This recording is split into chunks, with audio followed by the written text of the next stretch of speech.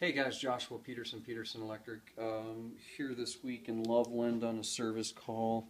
At first the complaint was that the landlord called me and said that the circuit's tripping here, and it was killing 2 bedrooms, a bathroom. Not uncommon for it to kill that amount of area. This is a fairly smaller apartment, just a 2 bedroom, 1 bath, 1 kitchen apartment. So the circuits could have a lot of things on them, but what we found was this was just like this in the wall, a receptacle. The whole plate was off, and they had something plugged in. Thank God no one got hurt, but you can see some marks right here.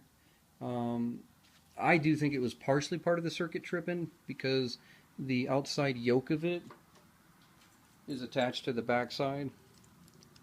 And I've actually seen people put too long of deck screws in and actually bond between the ground and the hot. That's the neutral, the hot, and then the ground's in the center. But that wasn't the only issue. The other thing we found was right up here at the smoke detector. I mean, this is like a #1 clue. The smoke was missing, but they almost had a fire where the smoke detector should have been. But these wires were all charred, and we just cut it off and respliced it.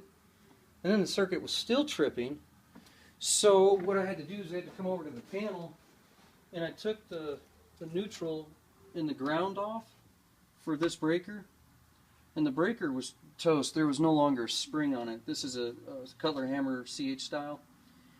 And we took the neutral and ground off, and it was still tripping. So that told me either mice, or that told me something melted, or maybe just something was touching inside. Once I took those off, I was able to reset in here, and I kind of traced through that the bathroom here. It had 6 wires coming in, 1 for the fan, 1 for the light, and 1 coming in for power. So that left me 3 more legs. 1 went to the GFI, and then 2 to the 2 bedrooms. So I knew right here was my T section.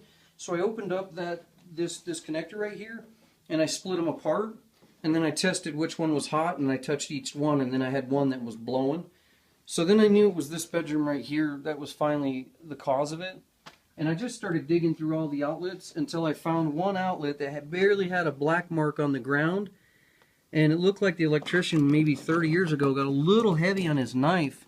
And I found the mark right in here. So, I mean, to have an outlet broke, to have a wire cut in doing that, and then a smoke detector go, that's kind of odd to have that much on one circuit. But these circuits do flow quite a bit in the home because it's all on this one circuit, this area of the house. So, anyways, yeah, I don't suggest for you to do any electrical work for yourself if you are not licensed. But just to kind of give you an idea, try to divide that circuit up a little bit. It might help you out figuring out what that issue is. But yeah, thanks for joining us, guys.